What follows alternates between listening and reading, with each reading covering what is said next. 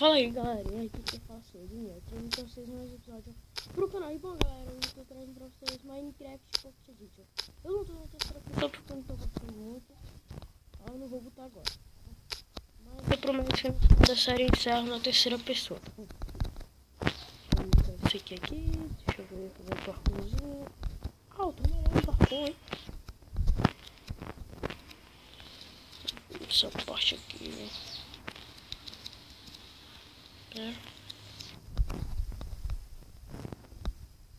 Nossa, não tô melhor porque eu quero. Nossa, um quadro. Escapado, velho. Só poder. Nossa. Algo esse. Vou te resgatar, galinha. Vou te resgatar, vem comigo. Vem, filha da mãe. Ah, vou botar aí, né?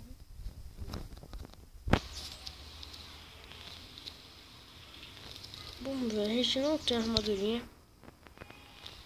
Mas eu vou tentar. Ah, não, fornalha. Não, fornalha já tenho. Eu quero carvão, isso. 3. Não, será que eu posso fazer um carvãozinho? Aqui, diretor. Aqui, quero um. Quero um, tem stick, deixa eu ver. Tem um. Fabricando carvão. Aê! As 3 comidas e... Deixa eu ver aqui, o que eu posso colocar. Não sei, mas eu não quero saber não. Vou fazer tocha aqui. Depois a gente pega mais carvão. Tá meio escuro pra mim aqui, tá meio escuro. Não, tá ruim, tá meio escuro, mesmo da luz.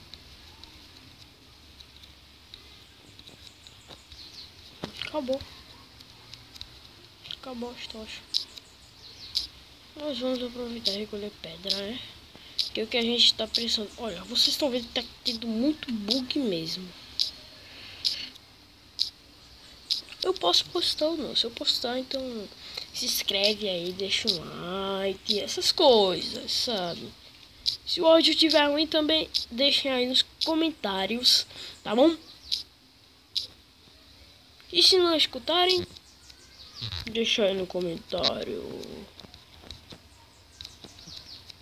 Nossa, a gente precisa de mais tocha.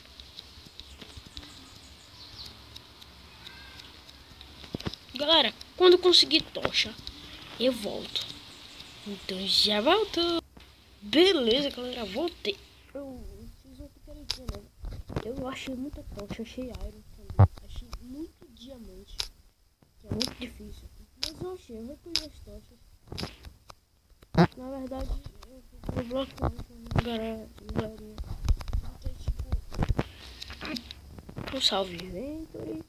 Falta muito XP, salve inventário. Eu peguei e fiz o que me matei. Hoje lá eu vim aqui, né? Então, galera, vou deixando o vídeo por aqui. Se você não ver no cantinho de pedra, se quebrou, né?